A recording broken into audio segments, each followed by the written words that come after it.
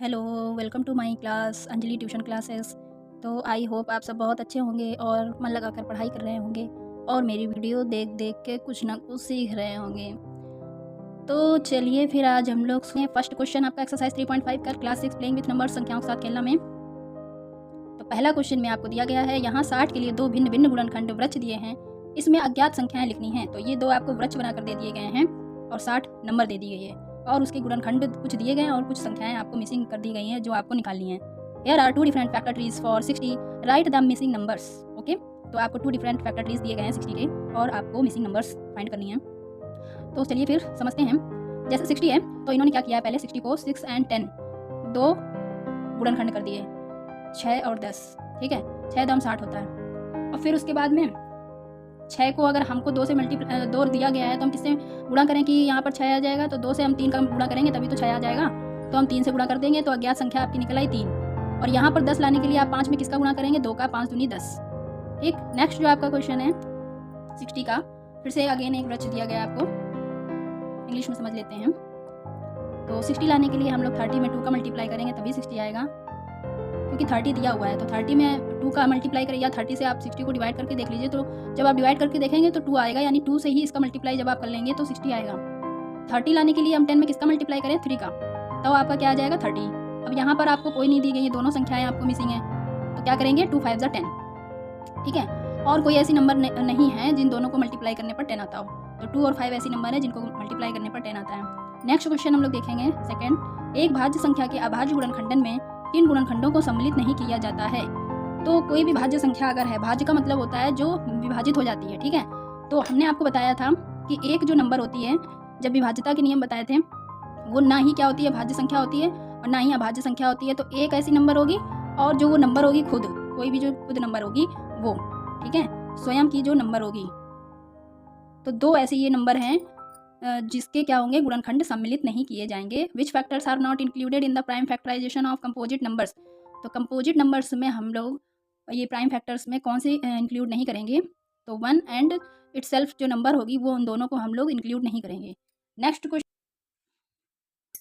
आपका क्वेश्चन है थर्ड, 4 अंकों की सबसे बड़ी संख्या लिखिए और उसे अभाज्य गुणनखंडन के रूप में व्यक्त कीजिए। Right the greatest 4 digit number and express it in the terms of prime factors. तो 4 अंकों की सबसे बड़ी संख्या सबको मालूम है क्या होती है, 2 अंकों की बड़ी संख्या क्या होती है, 99 99। तो 4 अंकों की क्या हो जाएगी, 4 बार हम लोग 9 बना देंगे, यही 4 अंकों की सबसे बड़ी संख्या होती है। 9 सबसे बड़ी संख्या होती है। अगर 4 अंकों पूछी जाएगी तो 4 9 बना देंगे, 5 अंकों पूछेगी 5 9 बना देंगे। मतलब कि अगर 4 डिजिट की ग्रेटेस्ट नंबर पूछी जाएगी तो 4 टाइम 9 बना देंगे हम लोग। 5 डिजिट की ग्रेटेस्ट नंबर पूछी जाएगी, 5 टाइम्स 9 बना देंगे। तो सबसे बड़ी संख्या आप 4 अंकों की लिख लिया आपने, 4 टाइम्स 9 बना दिए आपने। अब इसको अभाज्य गुणनखंडन के रूप में व्यक्त करना, मतलब इसके आपको क्या निकालने हैं, प्राइम फैक्टराइजेशन। ठीक है, तो हम लोग ने सीखा है ये डिवीजन मेथड। ठीक, सबसे पहले ये किससे डिवाइड होगा, 3 से। 3 3 जा 9, 3 3 जा 9, 3 3 जा 9, 3 3 जा 9। फिर 3 1 जा 3, 3 1 जा 3, 3 1 जा 3, 3 1 जा 3। फिर 11 1 जा 11 और 0, फिर 11 बन जाए 11। और अब ये किसी भी नंबर से डिवाइड नहीं होगी, ये खुद के ही नंबर से डिवाइड होगी, तो ये हो जाएगा 101 101। तो 3 से विभाजित करेंगे पहले, 2 से विभाजित तो होगी नहीं, 3 से विभाजित होगी, फिर 3 से विभाजित होगी। ठीक, और फिर 11 से और फिर 101 से। तो इसके अभाज्य गुणनखंड या प्राइम फैक्टर क्या निकल आएंगे, 3 क्रॉस 3 क्रॉस 11 क्रॉस 101, 3 गुणे 3 गुणे 11 गुणे 101। आई होप आपको मेरी वीडियो पसंद आ रही होगी। आप अगर मेरी वीडियो को अच्छा लगता है देखना तो आप प्लीज़ लाइक ज़रूर किया करिए और मेरी वीडियो को जहाँ तक हो सके शेयर करा करिए और मेरे चैनल को सब्सक्राइब कर लीजिए ताकि मेरी सारी आने वाली वीडियोज़ की नोटिफिकेशन आप तक पहुँच सके। ओके, चलिए बढ़ते हैं हम लोग नेक्स्ट क्वेश्चन की तरफ। 5 अंकों की सबसे छोटी संख्या लिखिए और उसे अभाज्य गुणनखंड के रूप में व्यक्त करना है। Right the smallest 5 digit number and express it in the form of prime factors. अब यहाँ पर आपको बड़ी संख्या नहीं लिखनी है, आपको छोटी नंबर लिखनी है। तो छोटी नंबर क्या होती है, जैसे कि अगर 2 अंकों की छोटी संख्या लिखनी है आपको, तो क्या होती है 10, एक जीरो लगाते हैं और 1 इसको भी काउंट करते हैं। और अगर 5 अंकों की सबसे छोटी संख्या लिखनी है तो आपको 4 जीरो लिखने हैं, 1 2 3 4 और 1। तो ये 5 अंकों की संख्या होगी, क्योंकि 1 को भी गिना जाएगा, 1 को भी काउंट किया जाएगा। तो आपकी 5 अंकों की सबसे छोटी संख्या स्मॉलेस्ट 5 डिजिट नंबर क्या होगी, 10,000। और इसके भी हमको गुणनखंड निकालने हैं। 2 से ही ये डिवाइड होता चला जाएगा। यहाँ कर लेते हैं। देखिए आपको ये ऐसे करना आता होगा। बस एक तरह से ये विभाजित करना ही है, डिवाइड करना ही है। 2 का हम इस नंबर में डिवाइड कर रहे हैं। 2 6 ज़ा 12, फिर उसके बाद में 2 2 ज़ा 4 और 5 में 4 गया 1, 2 5 ज़ा 10। अब ये 2 से नहीं डिवाइड होगा, अब ये 5 से डिवाइड होगा। 5 1 ज़ा 5, फिर 6 में 5 बचेगा 1 और 5 2 ज़ा 10, 5 5 ज़ा 25।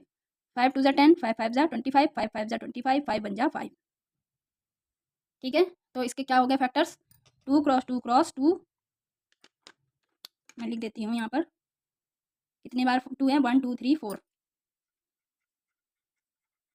और 5 1 2 3 4।